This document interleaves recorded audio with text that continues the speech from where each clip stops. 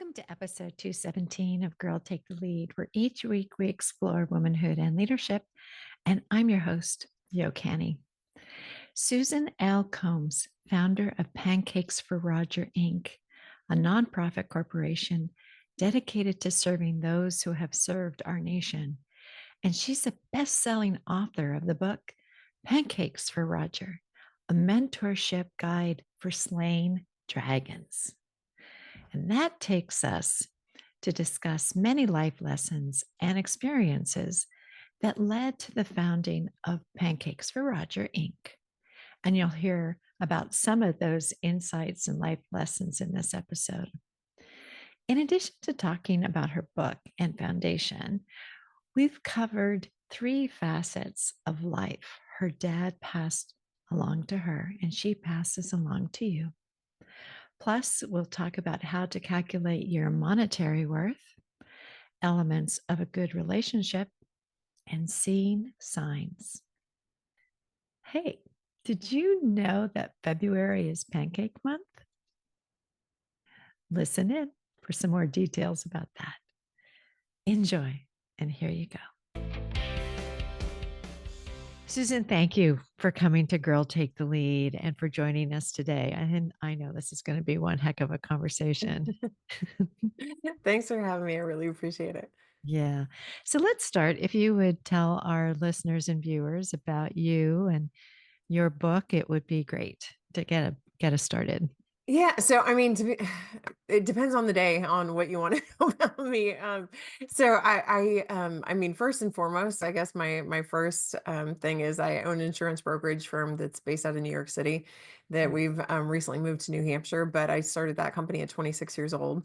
And I've like when I look back at like a lot of my successes in my career, it's been when I've been open. So there's things that like I never thought I would do, but then I was open to it and then it came my way. And so, you mentioned my book. That was something I wasn't one of those kids that said I wanted to write a book when I grew up. It was just something that ended up coming my way. And it actually came my way in form of like a cathartic healing process. I know you and I are kind of connected and bonded over the loss of our fathers. And, um, you know, me writing the book was a gift to myself after my father passed. Mhm. And so the book is called Pancakes to Roger, a mentorship guide for slaying dragons. And I had one hell of a dad. I mean, he was great. I mean, he was just, and I understand like, and I even talk about it in the book, like I understand not everybody has a great father. Mhm. Not everybody has a great relationship with their family. And so, I try to recognize that. But probably one of the biggest compliments I've gotten on my book since it's come out is I have a girlfriend that was raised in the foster care system in New York City. And she said, Susan, I bought your book because I wanted to know what it was like to have a good dad. Oh, And I wanted to know what it was like to get fatherly advice. And it just, I mean, it rips it rips your heart out. But just I got mean, the arrow to the heart there. but what a compliment. What a Yeah. compliment. I mean, Mhm. you and I both said that we were so lucky and very fortunate to have wonderful fathers. Mm. But I still to this day, I think that's one of the biggest compliments I've got in my book since Yeah. it's come out. Well, one of the things you say early in your book, which I thought was really nice to hear, is that the book could be a mentor Mhm. for somebody who perhaps doesn't have a mentor right now, and they could use it as a guide. And I thought that was really good. Thanks Mhm. for because all of your insights and all of your syrups at the end of the chapters tell us that you have to tell people why you named it what you Yeah. did and why I just said syrup because they're not going to get it unless we tell them. Yeah, so kind of the Reader's Digest version is, I was my father ultimately passed away of Agent Orange related throat cancer, and my father was a major general in the Air Force. He was also a civilian judge, and I think a lot of times we make decisions in our life and we don't realize the impact they have until much later on. And so when I started my company at 26, I I always felt that as long as you have your computer and your phone, you should be able to work anywhere in the world. And the gift that that gave me later on was when my father was dying. I was able to return from New York City back to my small town in Missouri and help care for him when he had hospice at home. Mhm. And he and I just had a cadence. I mean, he and I were very much type A morning people in our life, in our households. The other ones were not. And so I get up in the morning, I check on him. If he was good, around 5 o'clock, I would go to the gym. I come back from the gym, check on him again. If he was still good, then I go get cleaned up from the day. And then I'd get him rallied around. And then I would take my computer and I sat in my childhood home at the coffee table and just worked. And so if he needed anything, I was just right there. So one particular morning, we'd gone through the whole, cadence. And when I came to his hospital bed to get him ready for the day, he wasn't in it. And my parents' house, the rooms went around in a circle. So I just went from room to room until I ultimately landed in the kitchen. And he was sitting there and he had a placemat and he had a silverware and he had a plate and he had set the table. And I looked at my dad and I said, Dad, what are you doing? And he said, Well, I want pancakes for breakfast. And my father, the last year of his life, he had a feeding tube and he was also on oxygen.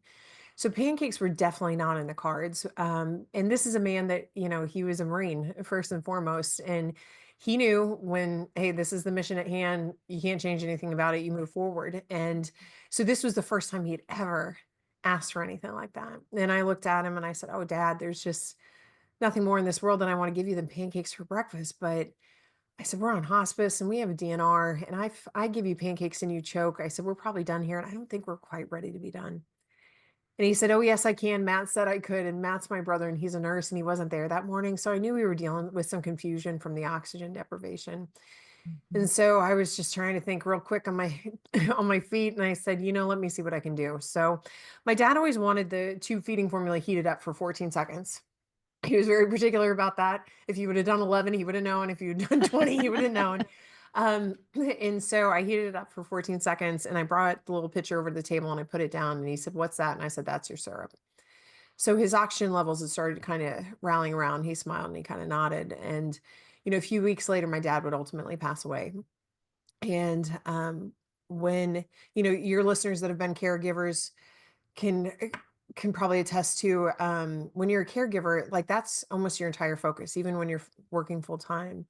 And when that person passes, you can feel a little bit like a fish out of water. I mean, you lost your focus, you lost your purpose that you had for how many months, weeks, or even years in some instances.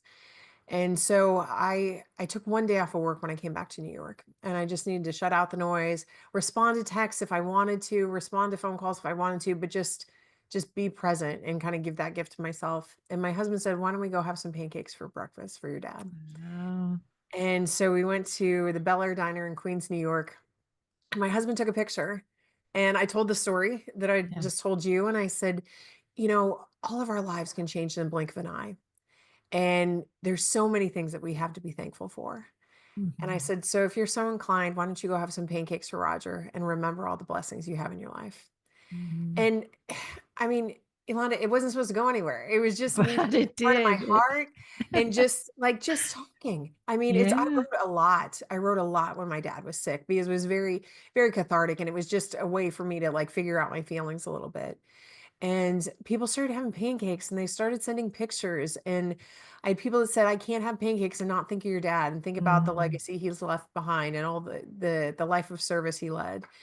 And so we turned it actually into fundraising effort at first. Um, the month of February that we're in right now, my dad's birthday was February 22nd. And Mm. so that's why we chose February. So we said for the month of February, for every pancake loving picture we get on social media, and using the hashtag pancakes to Roger, it has to be a public facing post or you tag our accounts.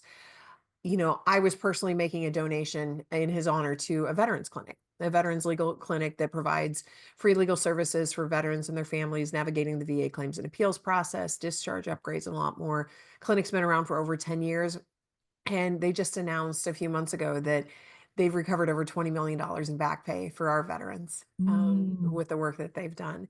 And so, it started out as just, having fun and just talking about service and talking about, all your blessings and little things you have to be thankful for.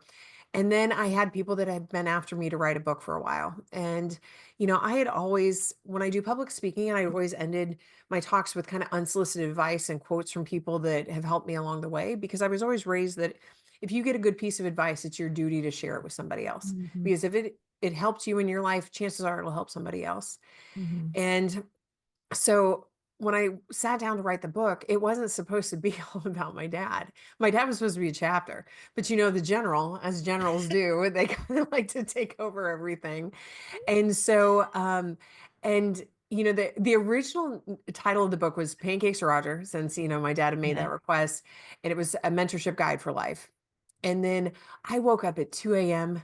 one day, and it just, I don't know why, it just hit me. And I said, it should be Pancakes or Roger, mentorship guide for slaying dragons. Mhm. It was something that just came to me. And it was so funny because, when you write a book, you usually have a team. You have a team of editors and you have marketing people and PR people and everything. And I remember them saying to me when I tried it out on them, they're like, I don't know, Susan, I don't know. And I said, you don't know me yet. I said, as soon as you know me, you know this is the right title. And I started trying it out with some friends, and they Yeah. just would light up when I would say it. And they're like, that's Yeah. it. That's it. So yeah, so then the book came out in 2022. We've continued to have our fundraising efforts for the clinic. And then in the end of 2023, I incorporated Pancakes to Roger as an official veterans nonprofit. Mhm. Because yes, we're always going to support the clinic, but I was like, there's got to be more that we can do. There's got to be Mhm. projects that we can do. There's, grants that we can provide for veterans that want to do things. And so I have big aspirations of what that's going to turn into eventually. But right now we're building our endowment. We're partnering with a lot of veteran nonprofits to help Mhm. get the word out about the initiatives they're doing and try to create a bigger impact that way. Not that there's incredible nonprofits out there, but there's a lot of big nonprofits. And Yeah. my feeling has always been that these smaller grassroots nonprofits are can make a really tremendous impact Yeah. because it doesn't, you don't have to give $1 million. Like, it's Yeah. just like if you give somebody $1,000 or $5,000 or even $500, a lot of Yeah. times that will change the trajectory of their lives. Yeah. So it's been something that's been, tremendously near and dear to my heart. I mean, I grew up in a military family, so we've always supported the military, but now it's on a much different level for sure. Uh, yeah. And I kind of felt like you were holding our hand as we go through the book. Mhm. Like there was like a friend talking to me about, don't worry, you're going to get through this part, whether it's about love and relationship or career, or because you broke it into those groups. And that was sort of a pretty cool experience to have like that mentor helping me along. So thank you for kind of having that voice and then working in your father's wisdom, Mhm. which Yeah. was really fun. And I think you've mentioned that there's three facets of life Mhm. that he talked to you about. Um, tell our audience Yeah. about that. So, I graduated college in 2001. In 2001, pre 9/11 was an excellent job market. And I had been an overachiever my entire life. And so I had a lot of work experience. I worked full time all through college because I knew when I graduated, I wanted to have the experience to go along with the degree so that I could be a Mhm. little bit more marketable as the other 22-year-olds coming out of school. And I had 8 job offers when I came out of school. And they were all out here on the East Coast. And so my dad and I came out here and just hit all the properties. We looked at all the properties, looked things around and everything. And we were driving, I think we were driving from like Boston to Hartford, Connecticut or something like that, or Mystic, Connecticut, I think it was, because we stayed on the base there. We stayed on the submarine base in Mystic and or New London rather. And my dad said, he was like, Susan, he was just like, there's a lot of things that make an impact on your life. But he said, when you really kind of think about it, he said, things kind of boil down to like the three facets of life. He said, you have the thing that you do for a living. He was just like, you have the person that you're with and you have the place that you live. He was like, if you're happy with 3 out of 3, you're living a golden life. He said, even if you're happy with 2 out of 3, you're doing pretty well. But if you're only happy with one or none of those things, you're the only person that can get off your butt and do something about it. Mhm. And so, I've taken that to heart. I mean, and even when, I've mentored for decades too in my industry, and I mean also with, at the university level too. And when somebody feels like they're kind of stuck, we always kind of run through those because, sometimes like the home environment might not be the best place. And Mhm. I'm not talking about like, an abusive relationship or anything like that. I mean, I don't know about you, but I've lived in some crappy places, in my God, yeah, time. And absolutely. and so, it could be just something where it's like you get up in the morning, you're like, this isn't so great, or you could just not like the city that you're in. I mean, I will tell you, New York City is a city that worked for me. I mean, it was a beautiful city. I, love it to death, but it is not for everybody. And I I always, laugh, because I lived there for 11 years. I had yes, moved from Southern California yeah, big difference. to New York, and I put up with a lot of things when you do when you live in the city and you don't have a lot of money because of the cost of living it Yeah, takes to have a life in New York City. yeah, And when I was just starting out, I just didn't have that kind of yeah. funds and learned a lot about cockroaches and other things. Water bugs. They call them water bugs there because they're 3 inches long, and they want you to feel okay with them, like you can have them as a pet. I think I named a few. Um, oh my God. I remember my parents came to visit me and I thought I was doing so great. And they were so mortified that I was living in a place that had noises at night that were Yeah. crawling all over the floor. But anyway, I I I remember was happy with two of the three things at least, maybe on that list. so I remember looking at an apartment in New York City, and it was a studio, and it was like down in Tribeca. And I remember like it was a shoebox. To say it was a shoebox, that was using it, that's pretty broad term. But I remember like literally you would get out of your bed and your knees would hit the sink. And I was just like, I remember saying, I was like, well, this is interesting. He's like, hey, easier to brush your teeth in the morning. I'm like, yeah, I think I need a little bit bigger. That's great. I think my worst was I was on 78th Street and not quite this, it must have been York. Yeah. York, yeah, way over. Yeah, And the apartment was behind a dry cleaner. yeah. And between the fumes Oh, yeah. and the crawling creatures, but I had a little courtyard. I could look out a That's window amazing. Yeah. and I had a courtyard. So, yeah, these are our New York stories. But I guess it does get us to that point, right? Where you get at what really matters to you Yeah.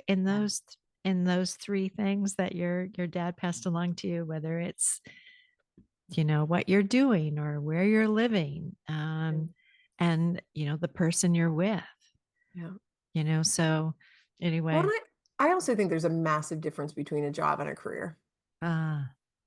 And, even when I started out in insurance, that was my chosen career path. That's what I planned to do.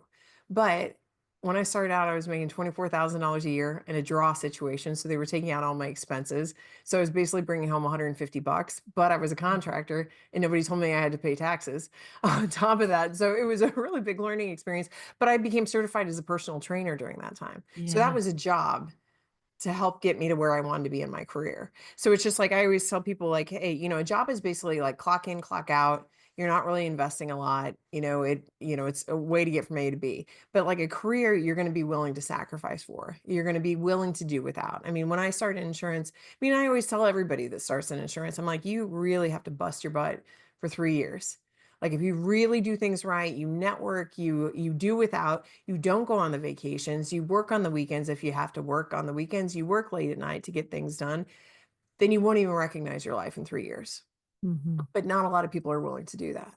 So Yeah. it's just like you have to do that. So I just always think like when people say, oh, this is my job, this is my career, I'm like, okay, is it a job or is it a career? Because I look at them as very different things. Well, you had a story in the book about understanding your worth Hmm. and also like walking out. right? Yeah. When they wouldn't tell you how Yeah. much they were going to pay Yeah. you to Yeah. work more. Yeah. Yeah. That was, I think you have to tell a little bit about So, that. yeah, okay. So I'd worked for a large insurance brokerage and I was a contractor for them. And after a year, they presented me with this opportunity that I was going to be a management trainee. And so I was going to shadow different areas of insurance, from health insurance to personal lines, commercial lines, cyber, what have you, and decide what's going to be the best fit for me long term. But I'm going through the contract and I'm reading through it, and there's no salary in there, and there's no commission structure, and there's nothing. It's just a contract that basically says like you do all this stuff, and then there's nothing that says they're going to pay me to do all this stuff.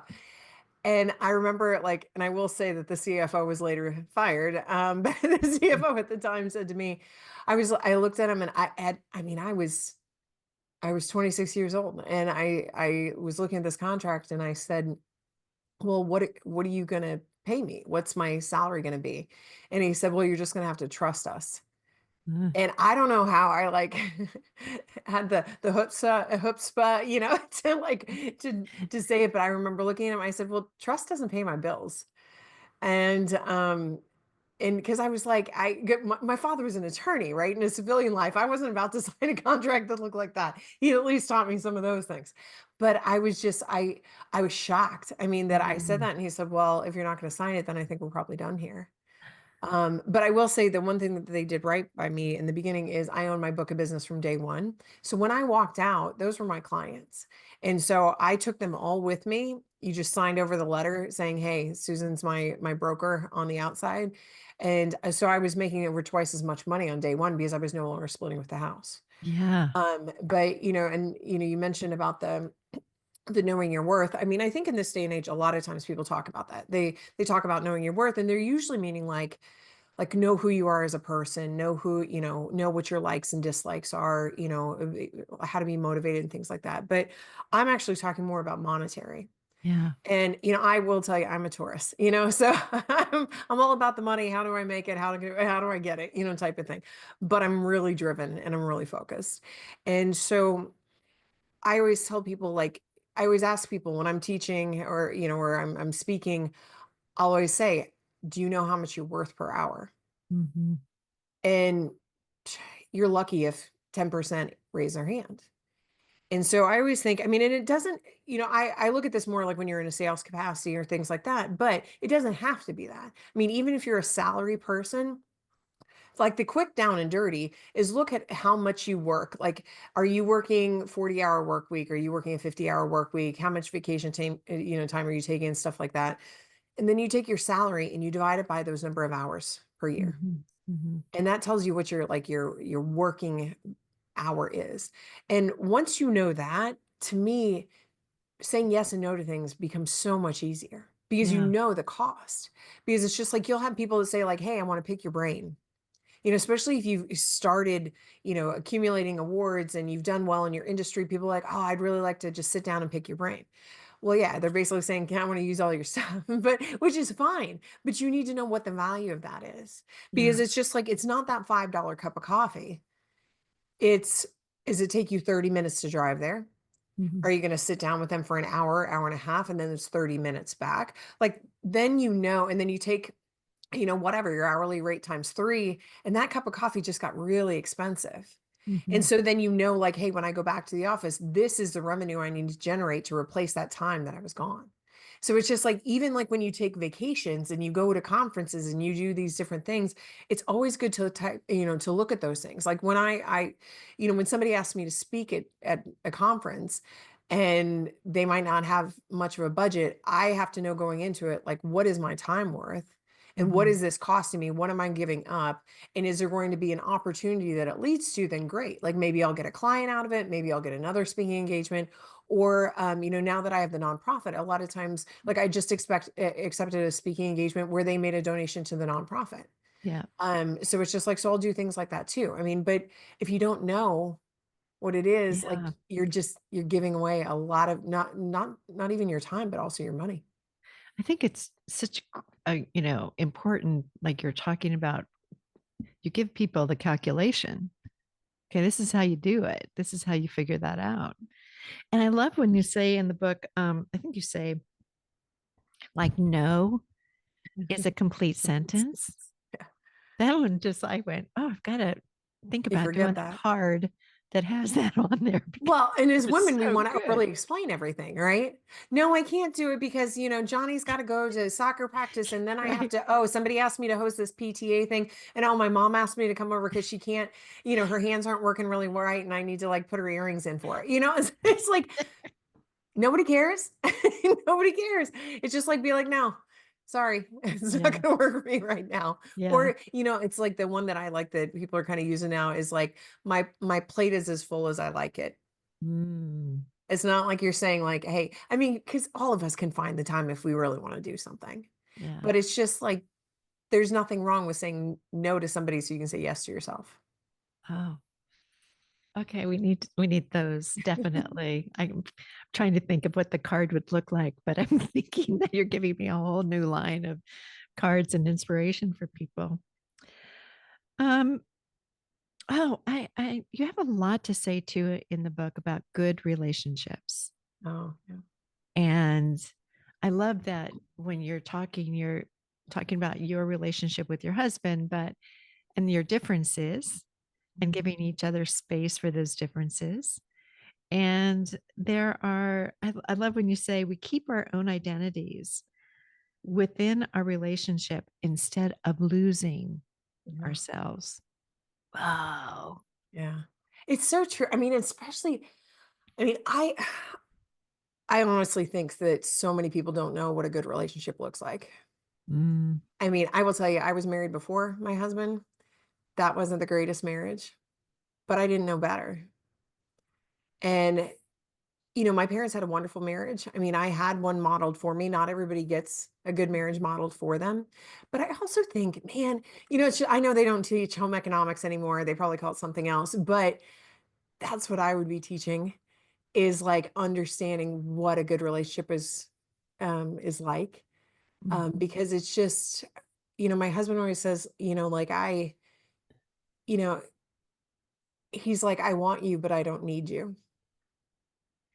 And all women need to feel that way because they need to know at the end of the day that they're enough. Like, Viola Davis, like, she just did this interview and, they said, "What's a relationship thing?" And she said, "You need to be the love of your life." mm, Like, you need to, because that's the thing. A lot of times I think women change tremendously, I think, from the ages 23 to 26. I mean, even maybe a little bit older. I mean, I always tell people, like, and I know this is my opinion, but I honestly feel that you have no business getting married if you're still on your parents' payroll. uh-huh, And because every woman should be able to support themselves. And if they ever need to walk out, they need to be able to walk out. mhm, I've had many of friends that have not had it so easy and they've felt stuck. And, you know, by knowing your worth, not only financially, but also mentally, and knowing that you're a catch and that, my husband's wonderful. And I'll tell you, we've been together over 20 years now. And we didn't have our first fight until we were about 18 months together. And which we both behaved badly because we just didn't know. Like it was uncharted water. But that fight was probably the best thing to ever happen in our relationship because that's when the power shifted. Because mhm, as a woman, I was always waiting for the other shoe to drop. I felt like it was too good to be true. mm, This can't really be how a relationship's supposed to be. I'm so happy. He's such a good person. He's a partner. He celebrates my victories like they're his own. Like he doesn't get intimidated if I'm the spotlight in the room. mhm, Um, but once we had that fight, I had an epiphany. I was literally taking a bus, up Third Avenue, and it like hit me that I was enough. And that if it didn't work out with him, that there you'd was be another guy okay. around the corner. You'd be And it's okay. not to, yeah, and it's not a braggadocious thing. It's just saying that, hey, I know I'm a good person. I know I'm a quote unquote catch, right? Yeah. And it's just like, and there's, I'm not somebody that believes in the one true soulmate and that it's like there's only one person. There are many people out there that you can be content with and you could be very, very happy and have a very successful relationship with. Yeah. But you have to know what you bring to the table. Yeah. So good. Well, I also think too that I know there can be a lot of fear Yeah. and scarcity around relationship. And it took me a really long time. My parents raised me with you need to get a good education so that when your husband leaves you, Oh, wow. you'll be okay. And it took me a long time to finally really unpack that belief Yeah. and be okay that, you know, that isn't necessarily going to happen. It could, it may not, but it became so part of my drive for independence and to achieve and to keep moving because of that underlying belief. And it was true freedom when I could let it go and just say, either way it goes, yo, you're going to be fine. Yeah. You'll be fine either way. Yeah. And so I appreciate that you're talking about worthiness because I do think that that's something that comes to us maybe with a little bit of age and wisdom because we have to be able to observe what those underlying beliefs are, and kind of undo them so that they don't have such a hold on us. I think it's hard sometimes to see that. And Well, and don't you think too, it depends on, I really think it depends on where you're at too, in terms of like, I mean, one of the things, I mean, my husband and I recently moved to New Hampshire and there's a lot less noise here.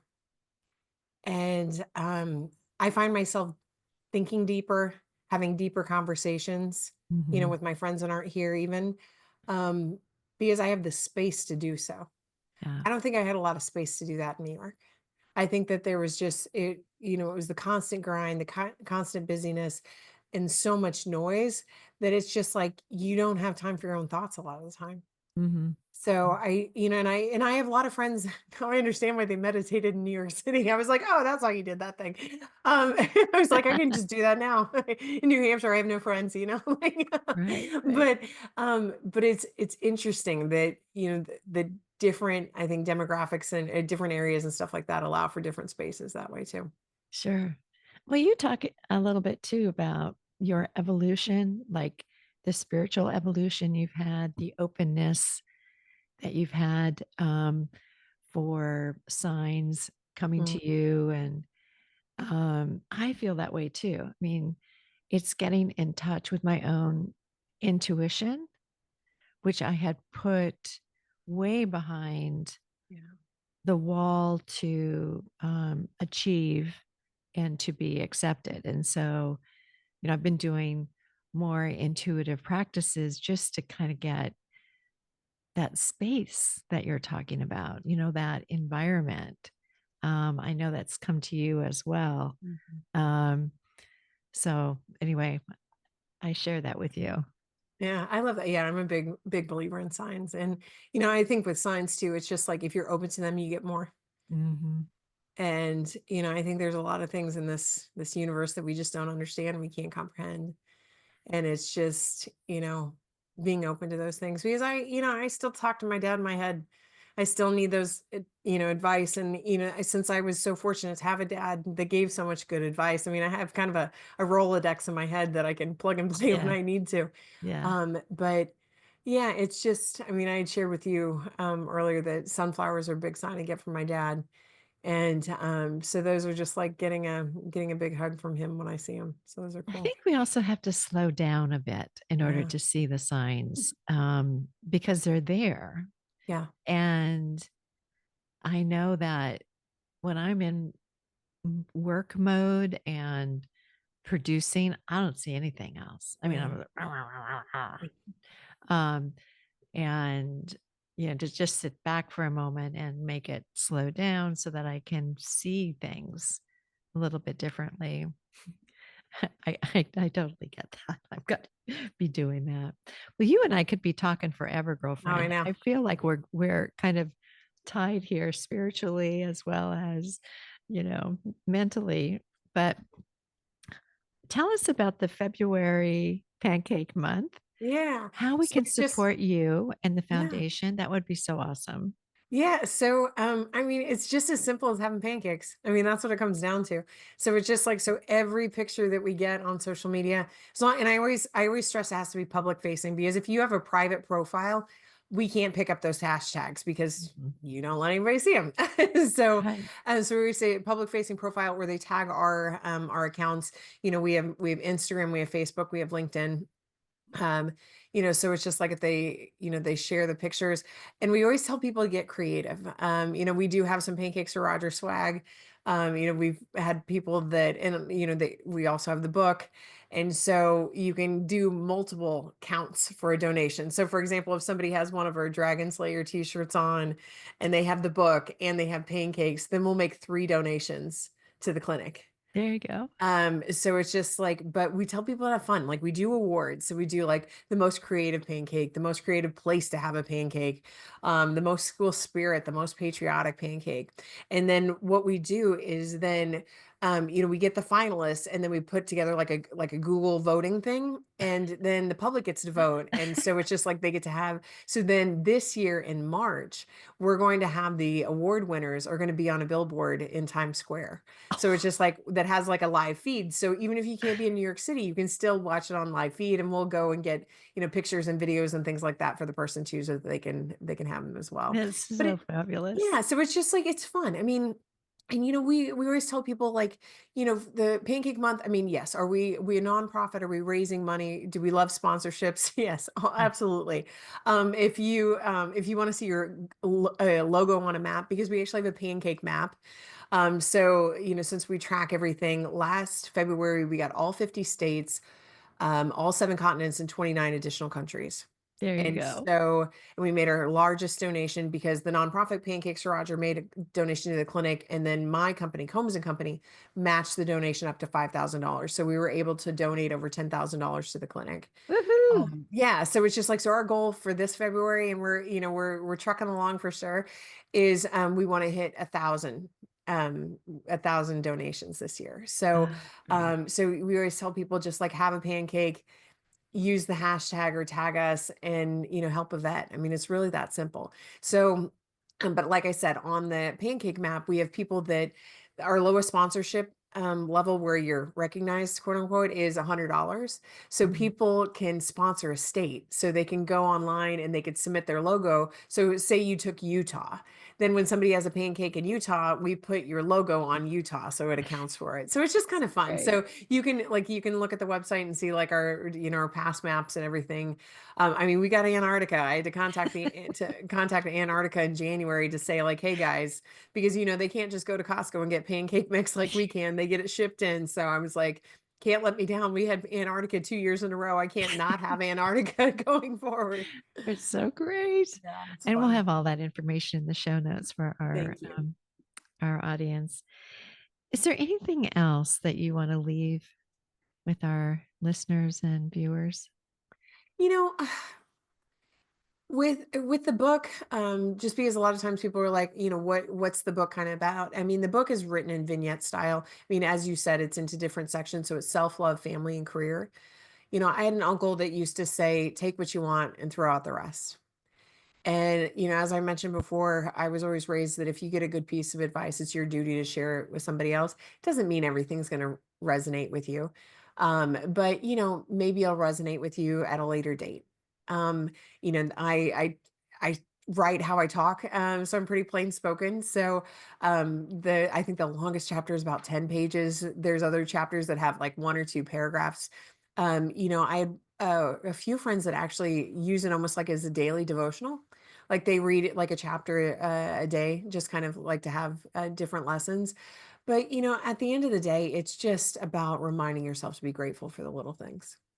And also remember, we have a lot of fine men and women that have served our country. Some have paid, the ultimate price, like my father has. And so it's just good to remember all the veterans in our country as well. Yeah. Well, thank you for that. And thank you for the book. I definitely thought it was also very good for somebody going through grief. Yeah. And your lessons there and insights about that were very touching for me. I went, yeah. And also, I think like the way you opened this episode up for anyone who perhaps didn't have the father or the role model that they wanted, or if they're starting to parent themselves Mhm. and want to see how that relationship was so strong for you and him, this was a great example. So Mm. thank you. Thanks for that. Well, I have a friend that was a Marine that he actually, anytime he has a friend that has a baby, he's been buying the book Mm, for them. He said, and he was a Marine. He was a Purple Fox just like my dad. And he said, I give it to people as a guide to raising a strong child, yeah. a strong, independent child. I was like, well, that's pretty cool. Yeah. I was telling Susan before we started that my dad was a Marine. Mhm. And I think I was barely 4 years old when I knew the Marine Corps hymn. I mean, Ah, and he would take me, we were in LA at the time, and he would take me to the Marine Corps depot there, and I yeah, would sing. yeah. A little 4 year old. Oh my That's gosh. so good. Well, so my husband and I just, so we're in New Hampshire, and I'm on a list for the VFW, and so I got a message that there was a Marine that had no known family, and Mhm. so he was going to be buried, and so they, asked people in the community if they wanted to go, and so my husband and I went to his funeral, and they ended it with a Marine Corps hymn, and I was like, it was still in me. I was like, I knew all the words. I think it would be for me too. I know. My husband's like, I was like, my dad was a Marine. He sang it all the time. I was like, we knew it. How could you not sing it? Yeah. Oh. So, Susan, what would you tell your 20 something self today? Oh, you know, I think my 20 something self, I mean, probably would go to when I started my company at 26. And I think a lot of times, I mean, especially with COVID and things like that, people are working more from home, even since COVID. But one of the things that I didn't anticipate was the loneliness factor. Mm, And so I think a lot of times when people have gone from a big office and they're transitioning, they're like, okay, I had this side hustle, now I'm going to start it and incorporate into a company, and I'm going to do my own thing working from home. You don't anticipate that. mm, And so, a lot of times you have to do, just incorporate things into your schedule, like going out for coffee multiple times a week, or maybe having a fellowship meeting, with different people in the morning to just start off your day, getting mhm. up, going to the gym, having kind of some regimented activity that gives some structure that forces you to get out of the house. Yeah. So that's one of the things that I think is important, because I think a lot of times, I mean, especially when you're starting your business, or even if you're in your 20s, I mean, be smart enough to know what you know, but smarter enough to know what you don't know, Mm. and bring in the right people for the stuff you don't know. There's no harm in that. It shouldn't be a hit to your ego. There's no possible way that we can all know everything. Oh, so wise. So, did you get a chance? You did. I remember now. You went to our card and gift store, and you definitely liked some things there. What was your favorite? The sunflower, The the sunflower. That's sunflower. right. Yeah, because it's just like, I mean, a big sign for my dad every time I see the sunflowers. So I saw Yeah. that, I'm like, oh, there's some sunflowers for me. Perfect. Yeah, Perfect. All right. Well, thank you again for joining us and sharing your very inspiring book. And I know I have a few people on my list to pass it along to. So thanks for thanks that. again for being here. Thanks for having me. You.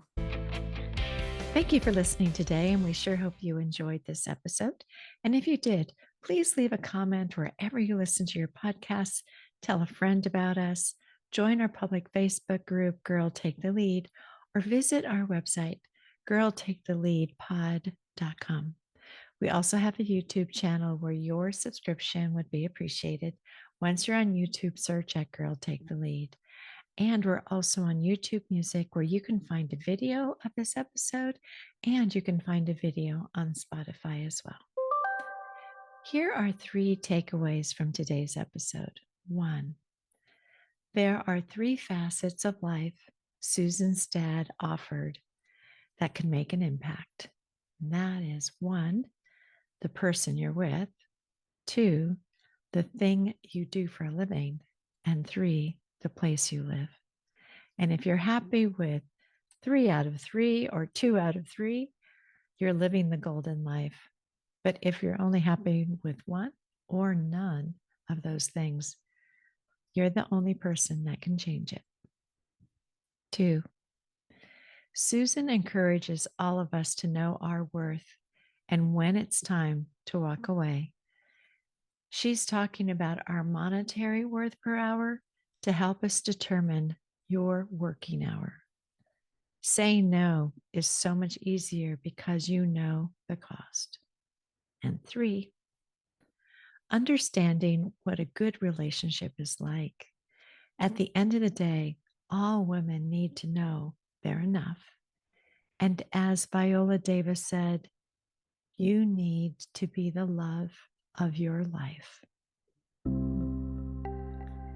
Our next episode will feature our guest, Molly Rose Speed, founder of the Virtual Assistant Academy, which seeks to enhance the skills and professionalism of virtual assistants. Her mission is to support military spouses in creating remote work, rewarding careers, supporting entrepreneurs as virtual assistants.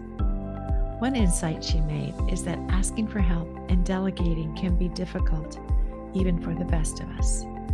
So our episode explores why it's so challenging and some of the costs involved when we don't ask for help. So please join us for this important conversation.